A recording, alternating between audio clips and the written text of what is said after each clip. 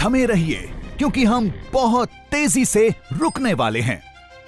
जी हां, अर्थ 5 सेकंड के लिए घूमना बंद करने वाली है।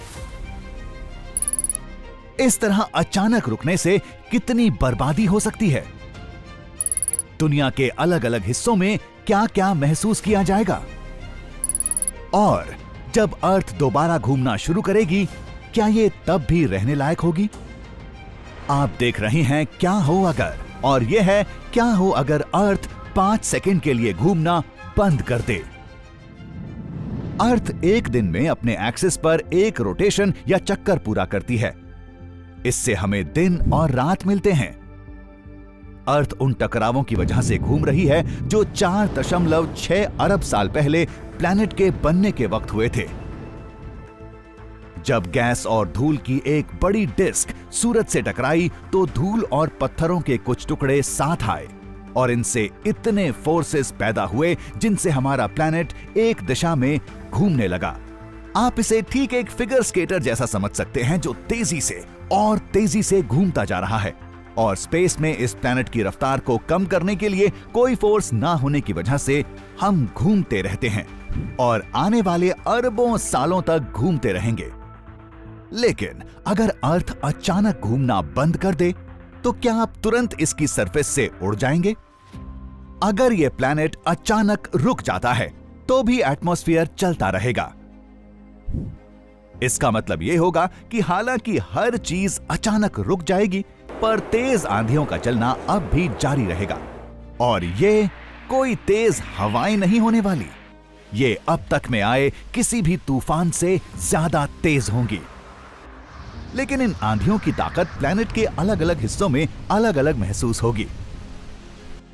इक्वेटर पर या उसके पास अर्थ सबसे ज्यादा तेजी से घूमती है। यहां आपका सामना 1670 किलोमीटर प्रति घंटे की रफ्तार वाली आंधियों से होगा।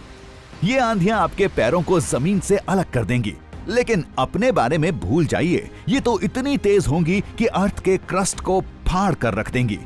तो इससे कोई फर्क नहीं पड़ता कि आप खुले मैदान में हैं या स्टील से बनी किसी मजबूत बिल्डिंग में, ये आंधियां आपको मिटा देंगी।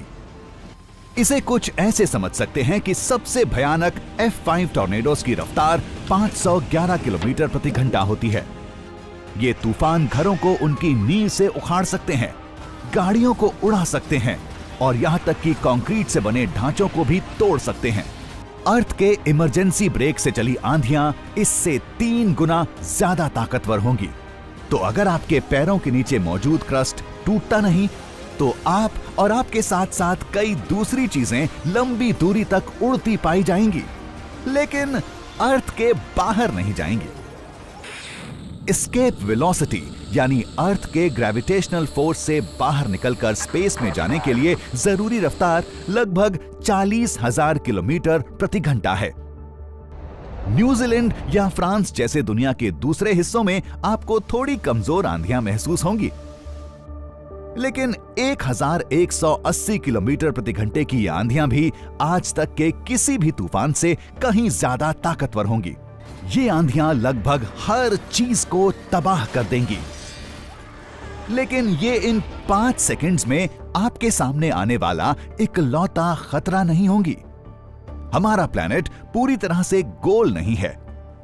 ये प्लैनेट के रोटेशन से पैदा होने वाले सेंट्रीफ्यूगल यानी सेंटर से दूर जाने वाले फोर्स की वजह से इक्वेटर के पास फूला हुआ है।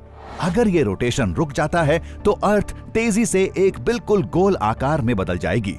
इक्वेटर के पास इकट्ठा होता सारा पानी पोल्स की तरफ बहकर जाने लगेगा, जिससे एक बेहद बड़ी सुनामी आएगी।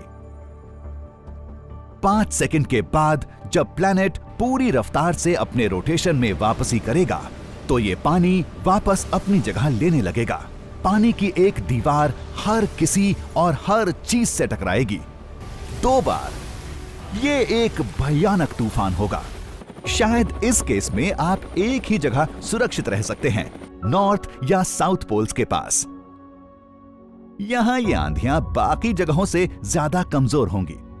आपको यह सुनकर राहत मिल रही होगी कि इस सब के बाद अर्थ अपने आम रोटेशन पर वापस आ चुकी है, लेकिन जैसा मैंने कहा अब इस पर कुछ भी बचा नहीं रह जाएगा। हर बिल्डिंग किसानी से जुड़ी सारी जमीन और सारी टेक्नोलॉजी इतनी बर्बाद हो जाएगी कि इसे कोई पहचान नहीं सकेगा। अर्थ पर मौजूद सारे लोग न सही, कई अरब लोग फिर भी इन भयानक आंधियों के थपेड़ों में अपनी जान गंवा देंगे। तो अगर आप इस तबाही लाने वाले मंजर से बचना चाहते हैं तो अपने लिए एक अंडरग्राउंड बंकर बनाना शुरू कर दें। खुशकिस्मती से आने वाले कुछ अरब सालों में अर्थ के रुकने का कोई अनुमान नहीं है। हां, और इससे पहले सूरज खत्म हो जाएगा और एक रेड जायंट में बदल जाएगा। लेकिन उस पर चर्चा के लिए देखते रहें क्या हो अगर।